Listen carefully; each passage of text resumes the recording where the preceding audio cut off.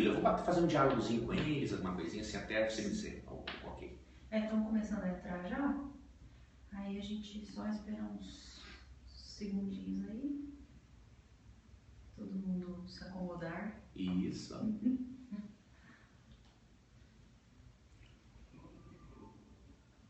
Pode ir, se quiser.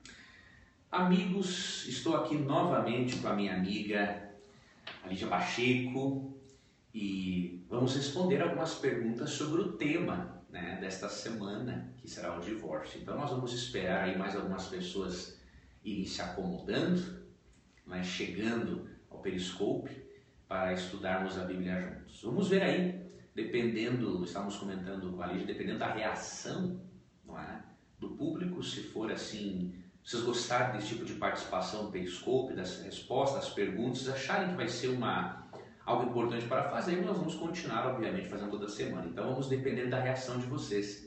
Então, compartilhe com os amigos. Você tem um amigo cristão de outra denominação, ou um amigo que não é cristão, né? Compartilhe com eles a forma de contato conosco por meio do Periscope, para nós envolvermos muita gente no estudo da Bíblia. Tá bom? Pode pedir para fazer perguntas. Então, a Lígia me falou que já podemos começar a fazer perguntas. Tá? O tema de hoje, então, é divórcio. Faça a pergunta que você quiser referente a este tema, para nós buscarmos a resposta na Bíblia. Tá ok? Então vamos começar. A pergunta da Suelen Martins no Instagram. Ela perguntou assim: estou passando por isso. Meu esposo saiu de casa, está com outra pessoa. Tentei de tudo para voltarmos, mas ele diz que está confuso e não sabe o que quer. Tenho fé em Deus que ele vai voltar. Meu filhinho está sofrendo muito. Orem por mim, por favor. Realmente o depoimento desta mulher é o de muitas mulheres que têm sofrido com o abandono do lar. Então, neste caso, vamos aqui abordar essa questão do ponto de vista do aconselhamento cristão. A confusão pela qual o seu marido passa é típico da pessoa que está assim no êxtase daquela paixão romântica. Tá? Ele não ama a amante, porque o amor não se desenvolve assim de uma hora para outra, ele está apaixonado. Agora, há uma informação importante. A paixão romântica, ela dura pouco, dura no máximo aí 2 anos. O que acontece? É bem possível que quando ele se arrepender seja tarde demais. Então, primeiro ponto, minha irmã, você fez muito bem em continuar tentando restaurar o seu casamento. Tá, ok? Isso é muito importante. Agora, você errou num ponto apenas. E você pode corrigi-lo ainda. Não sei se vai adiantar agora, mas você pode remediar de certo modo. Quando um cônjuge trai, você tem que usar a técnica do amor tem que ser firme. Esqueça essa baboseira, né, que diz assim, não, aceite e fique orando por ele. Isso é conversa furada de quem não sabe o que está dizendo. Tá? Você vai sim orar pelo restabelecimento da sua relação, mas você também vai agir. E essa técnica do amor tem que ser firme foi ensinada pelo grande psicólogo, Dr. James Dobson. Você tem que chegar para ele e ser muito clara. Olha, eu sei que você está confuso, mas eu ainda lhe amo. Mas ao mesmo tempo em que eu lhe amo, eu vou lhe dizer uma coisa, e vai ser a única vez que eu vou lhe dizer isso. Você vai escolher entre ela ou eu. Saiba que a tua decisão será eterna. A técnica do amor tem que ser firme faz o quê? Você demonstra ainda que ama, que está interessado na relação, mas você também joga o indivíduo na parede para tomar uma decisão. Então ele vai ter que usar da razão. Ou ele vai ficar com aquela amante que está dando para ele ali aquele êxtase romântico que é momentâneo, ou ele fica com a família. Não é? E obviamente que o mais sábio sempre vai ser ficar com a sua família. Tá ok? Então minha amiga, usa essa técnica. Coloca na parede. Mas e se ele disser que prefere com a outra? Azar. Fazer o quê? Você não vai ficar aí, você pode até chorar e deve expor a sua tristeza, mas não faça isso na frente do abusador. Quando ele disser eu prefiro ela, então vai com Deus e pelo menos seja um pai presente com seu filho que precisa muito de você. Eu viverei bem sem você. Dá essa dura nele segue a sua vida. Pode ser que com essa sua dura ele tome uma das duas posições. Ou ele vai se admirar. Nossa, ela vai viver bem sem mim. Isso pode despertar nele o interesse para querer voltar para você. Ou ele pode decidir ir de uma vez por todas e deixa você livre para seguir a sua vida. Tá bom, minha amiga? Use a técnica, o amor tem que ser firme e não tenha nenhuma dúvida. Olha, o que o diabo tira de nós, Deus dá muitas vezes mais. Creia nisso e seja feliz. Bom, a Nathalie Turiel perguntou pela página Dona Mira, no Facebook, e disse assim: tenho dificuldade para entender porque muitas igrejas tratam divorciados com tanto preconceito. Sou divorciada, meu ex-marido engravidou 2 mulheres fora do casamento e fui maltratada em várias igrejas. Hoje estou numa igreja grande onde entro, congrego, falo somente o necessário com algumas pessoas e pronto, fiquei traumatizada. Desculpa, foi só um desabafo. Minha amiga, foi muito bom teu desabafo pelo seguinte. Eu sou casado com a minha esposinha Nayara, já vão aí uns 9 anos. E eu vou abrir abertamente o jogo com vocês, eu estou no meu 2º matrimônio. Então eu sei muito bem o que você está dizendo. E por que eu estou lhe dizendo isso? Estou lhe dizendo isso porque na minha experiência de vida, eu percebi que muitos cristãos têm um certo preconceito por 2 motivos. Primeiro, porque não entenderam ainda a justificação pela fé. Segundo, porque são hipócritas. Então tem muita gente hipócrita e você não deve realmente ligar para isso. Agora, há muitos cristãos que realmente conhecem a Jesus. Eu, ao longo da minha vida, encontrei apoio em pessoas maravilhosas. Pessoas que realmente conhecem a Jesus de perto, pessoas que se preocupam com o sofrimento do próximo, pessoas que se preocupam com o restabelecimento de suas relações. Né? Então eu lhe dou um conselho, se aproxime desses cristãos que realmente conhecem a Cristo. Esses hipócritas, né, que agem como se eles fossem os mais santos dos que os outros, não se relacione intimamente com esse tipo de gente. Respeite, obviamente, seja um irmão. Se precisar da sua ajuda, ajude. O nosso papel como cristão é ajudar todas as pessoas, até os inimigos, muito mais os irmãos da fé.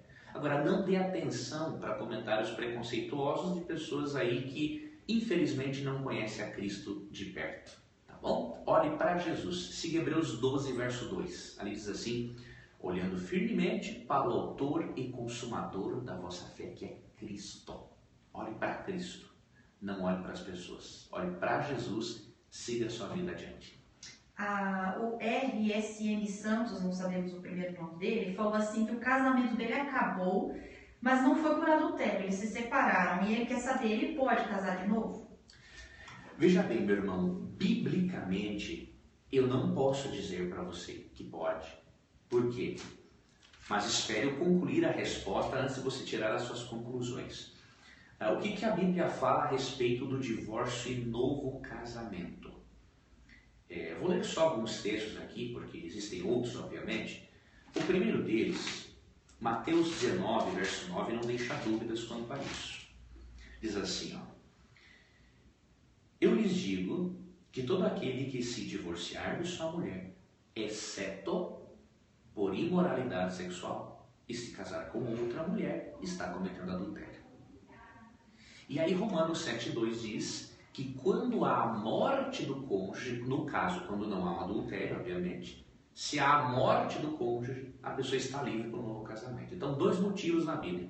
Jesus apresenta o motivo da infidelidade, da imoralidade sexual, e Paulo apresenta a morte, como sendo as únicas 2 coisas que fazem com que Deus autorize, segundo os seus princípios, um novo casamento. Agora, se você se casar de novo e você vai adulterar, isso significa que você vai ser um eterno adúltero na visão de Deus? Também não podemos afirmar esta coisa biblicamente.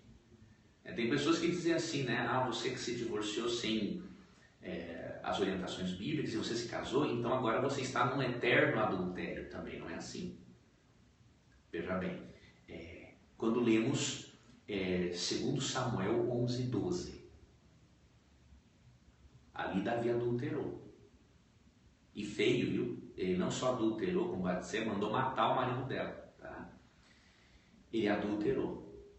Pagou o preço. Porque não adianta, queridos, quando nós erramos, vem as consequências dos nossos erros. E Deus permite que elas venham até para a nossa educação, para a nossa salvação eterna. Agora, Davi, para ser perdoado por Deus, ele teve que abandonar Batseba?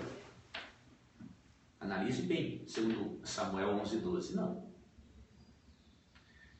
Deus pode sim perdoar o adúltero. Agora, eu estou dizendo com isso que você está livre para casar e descasar a hora que quer, já que Deus perdoa. Não estou dizendo isso. Porque o perdão divino é para quem tem arrependimento sincero. Davi adulterou, pagou o preço e sinceramente se arrependeu. E por ele sinceramente ter se arrependido, Deus perdoou o adultério dele, ele continuou com Batseba e desta união veio o descendente, o Cristo como descendente. Então Deus pode perdoar. Agora tem que ter um arrependimento sincero, meu irmão. E ao você seguir a sua vida adiante, tendo tido um arrependimento sincero, isso é só Deus quem pode avaliar, eu não posso avaliar isso e mais ninguém. Siga o conselho de Jesus em João 5,14. Vai e não peques mais, para que não te aconteça coisa pior. Uma outra pessoa aqui perguntou o seguinte: ele errou, se arrependeu, né? Se divorciou, não disse por qual motivo, só disse que errou, se arrependeu. Ele pergunta: eu posso casar novamente? Veja, aqui para você, querido amigo, vai aquela explicação do que eu disse antes. Biblicamente, nós só temos autorização de um segundo casamento a partir do momento em que há imoralidade sexual por parte do cônjuge ou a morte dele. Né? Então a Bíblia só autoriza nessa ocasião. Agora, se você vier a casar-se, pode ter certeza, você terá adulterado. Se você se divorciou sem ser um desses motivos bíblicos aqui, com certeza, meu irmão, você vai adulterar. Agora, eu também não creio no chamado adultério eterno, porque eu não vejo isso na Bíblia. Né? Eu vejo o perdão de Deus para, repito, arrependimento sincero. E só um acréscimo aqui, quando Jesus fala em Mateus 19:9, imoralidade sexual, esse termo é amplo nas Escrituras, viu? Uma vez me perguntaram, até aí já lembrei, ao meu marido, eu descobri que ele é pedófilo. Eu posso me divorciar dele? É óbvio que pode.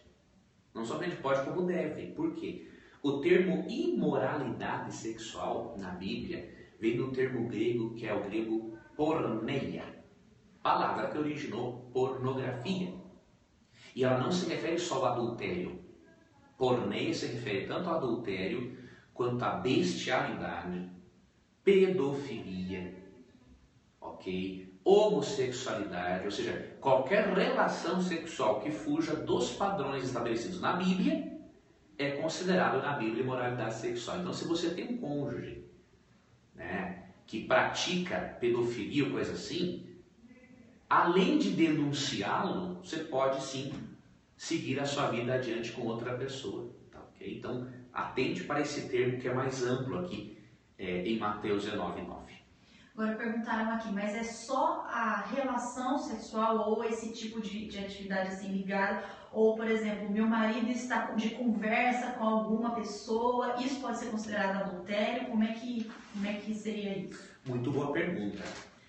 Pode sim, é um adultério, mas não é o adultério para o qual Deus autoriza o novo casamento. Qual é o adultério que Deus autoriza o novo casamento? Não é o adultério mental, não é o flerte.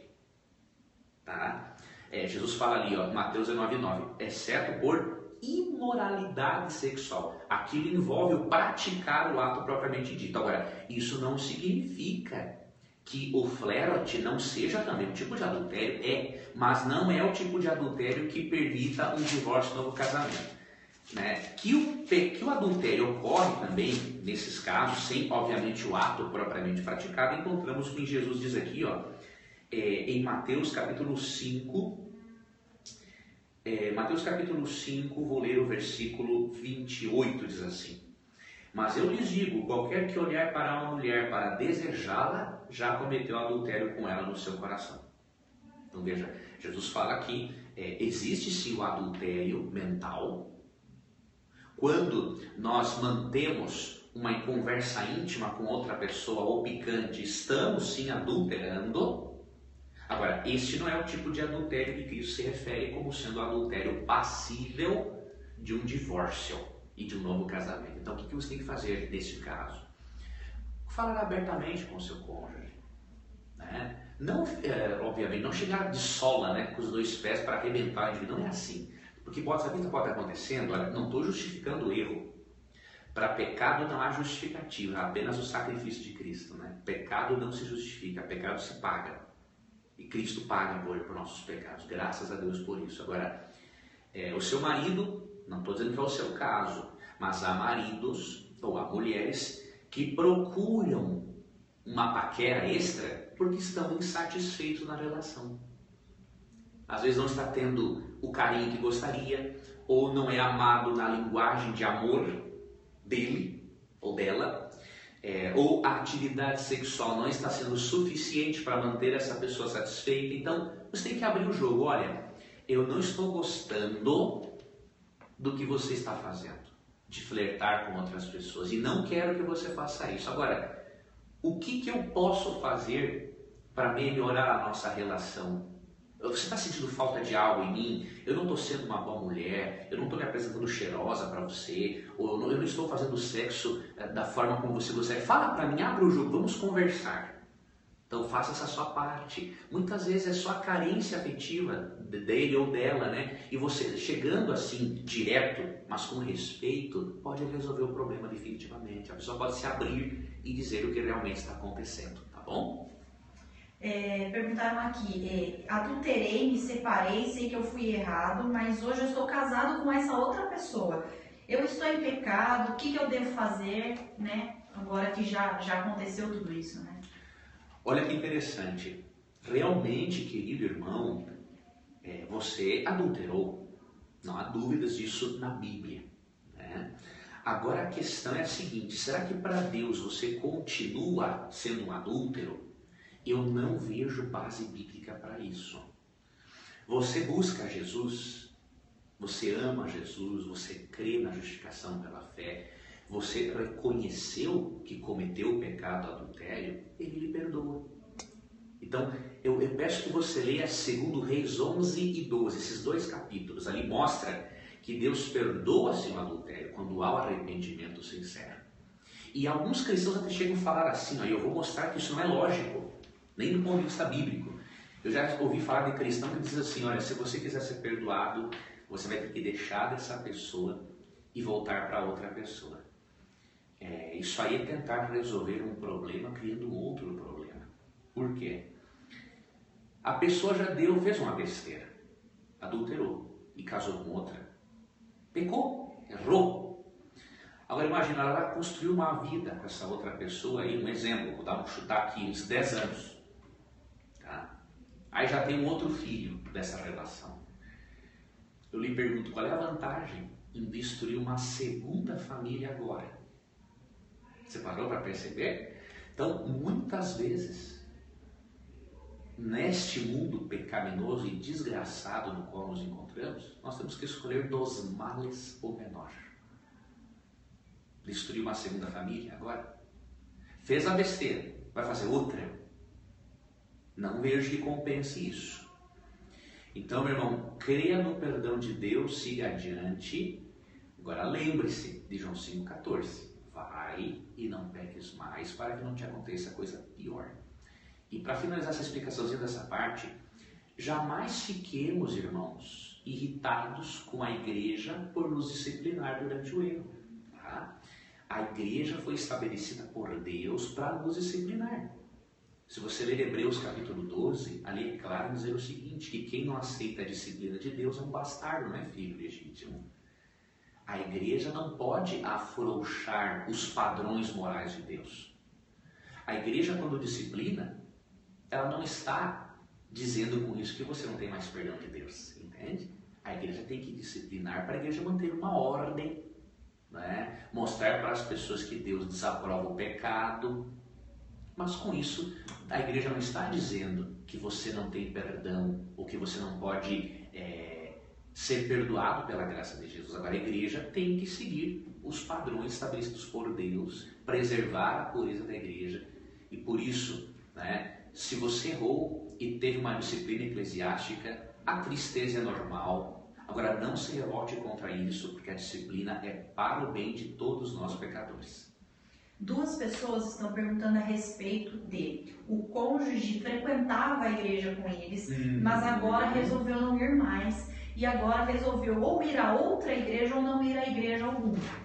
Então tem 2 ou 3 pessoas nessa situação querendo saber o que eles fazem, né? Se eles podem divorciar. Nós já vimos aqui que não é motivo para divórcio, mas o que eles podem fazer? Amiga, boa essa pergunta. Há um conselho de Pedro aqui, em 1 Pedro 3, 1 e 2. É um conselho de Pedro para mulheres, mas que também se aplica para o homem que está passando por isso. Olha que texto interessante. Do mesmo modo, mulheres, sujeite-se cada um ao seu marido, a fim de que, se ele não obedece à palavra, ou seja, um descrente, né?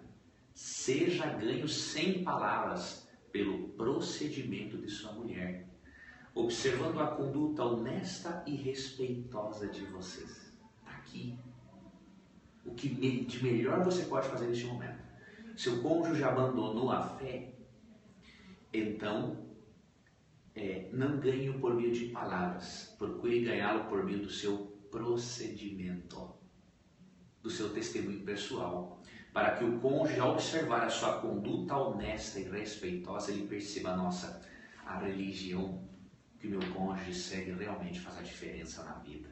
Ali Jesus está atuando mais diretamente. Eu vou voltar ali, entende? Então, ganhe pelo exemplo, ganhe pelo amor, ganhe pela fidelidade à palavra de Deus. Palavras agora não serão o mais recomendável. Agora, um testemunho sempre será bem-vindo, porque um ato fala mais do que 1000 palavras.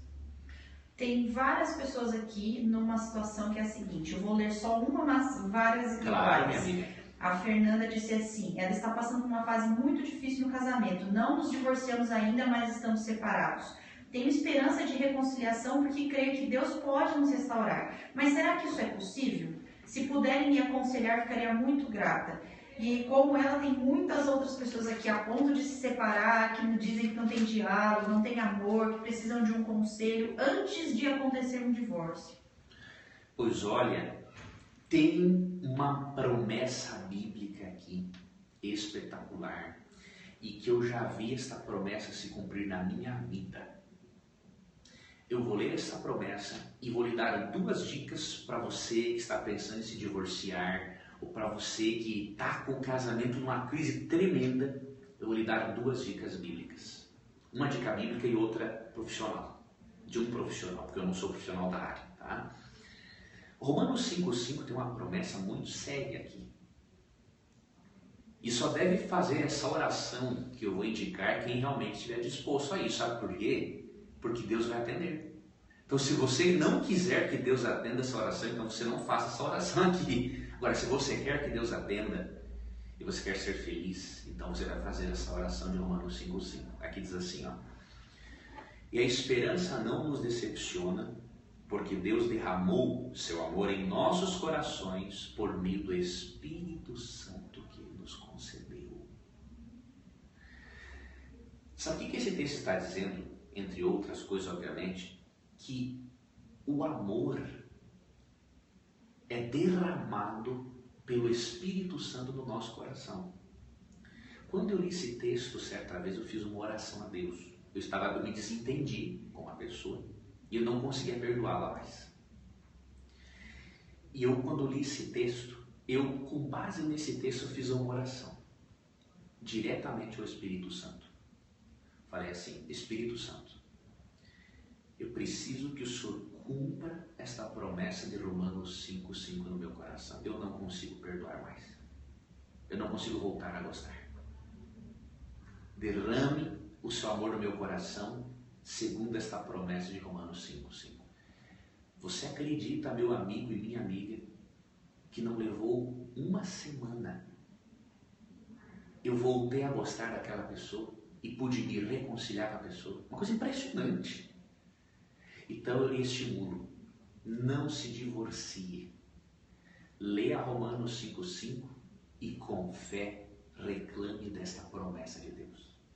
Ele vai derramar amor no seu coração. Isso aqui é um milagre o que Deus faz. E além disso, eu recomendo profundamente, busquem aconselhamento espiritual. Porque não tem como, quando estamos em meio à tempestade, os dois estão no meio da tempestade, eles não vão enxergar a luz do sol acima das nuvens escuras. Tem que ser alguém que seja de fora da situação.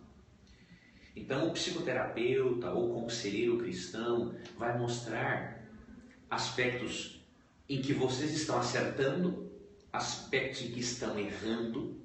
A psicoterapia, o acompanhamento, o aconselhamento vai ajudar a entenderem um ao outro.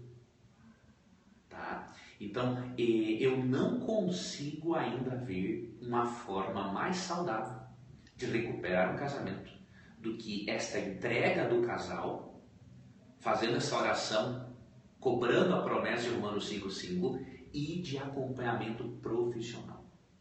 Essas duas coisas combinadas, Deus faz verdadeiros milagres quando essas duas coisas são combinadas. Invista, vale a pena, você vai encontrar a luz no fim do túnel. Ok, então você pode fazer suas considerações finais para a gente terminar, aí para todo mundo que fez as perguntas, e aí a gente marca para próximos outros assuntos. Tá bom, amiga Lígia. A Lígia me falou que nós vamos agora fazer umas considerações finais e vamos marcar, amigos, outros temas. Eu queria só dizer para você o seguinte, Deus fez o casamento para que ele nunca acabasse. Em Gênesis 2, 22 a 24, lemos isso. Mas infelizmente o pecado afetou todas as áreas do ser humano, inclusive o casamento. Todos os relacionamentos foram afetados pelo pecado. E se o seu foi afetado, creia que o perdão de Deus, que o amor de Deus por você é maior do que os seus erros. Olhe para Jesus, o autor e consumador da sua fé, de acordo com Hebreus 12, 2. Siga a sua vida adiante e viva sempre escolha pelos padrões de Deus. Porque a nossa felicidade está em obedecermos àquele que criou o nosso corpo, aquele que criou a sexualidade, aquele que criou o casamento, pois ele sabe o que é melhor para a nossa saúde física, mental e espiritual. Um grande abraço, nos encontraremos em breve, novamente aqui no Periscope, tá bom? Fiquem com Deus.